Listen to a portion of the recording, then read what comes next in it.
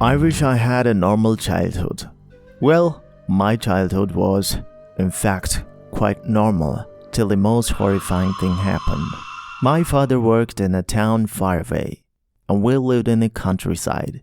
Things were going pretty well till one day my father came home late at night.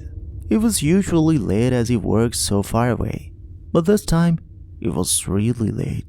When he came home, he was panting and sweating a lot. His expression said that he had witnessed something horrific. My mother asked him what had happened. He didn't answer and kept panting. That night, he had a high fever and couldn't attend the office next day. I was not allowed to go to my father at that time. My mother spent all time taking care of my father while I watched. That night, I woke up when I was thirsty. I tried to wake up my mother, but she was too tired. So I walked to the dining room myself to get a glass of water. When I was about to enter the dining room, I saw my father standing there in front of a mirror. I said, "Hey Dad, can you give me a glass of water?" My father turned his head almost instantly without moving his body. Then with a creepy smile on his face, he said, "Your father killed me, and now I will kill him." I still remember the shiver I felt running down my spine. I was so scared that I screamed and ran to my mother. She woke up at my scream. When she asked me what happened, I told her what I saw. She ran to the dining room. I ran after her.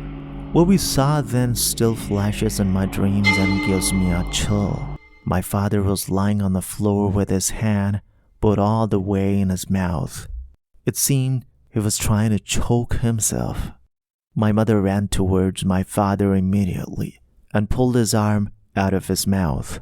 She then told me to call our neighbor, who was a doctor. He came with anesthesia and calmed my dad for the night. My mother called the local priest the next day. The priest came and spent 3 hours alone with my father. When he was leaving, the priest called my mother to talk.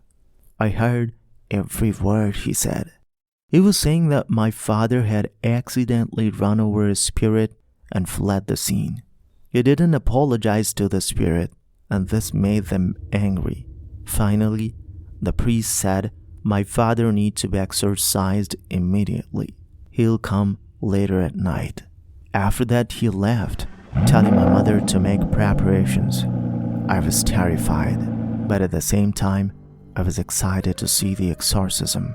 I was eagerly waiting for the priest to come, and when he did come, I hid behind the curtains because my mother said I'm not allowed to see the exorcism, but I watched it anyway. The priest came at midnight and lit candles all around the bed where my father was lying. After that, my father was put to sleep with anesthesia. The priest then told my mother to turn the lights off and started murmuring something that I couldn't really hear. Suddenly, my father started to tremble, and after a while, he was trembling so hard that the whole bed was shaking. The priest kept murmuring and throwing something at my father, and as he threw it, my father jumped at the ceiling and stayed there. I was stunned to see my father stuck to the ceiling like a lizard. He then kept spitting blood at the priest. He started screaming very loudly. He kept screaming for 2 to 3 minutes straight, and then he fainted and fell on the bed. My father recovered after that, and we immediately moved to the city. My father is not possessed by that angry spirit anymore, but this memory of exorcism still haunts me almost every night.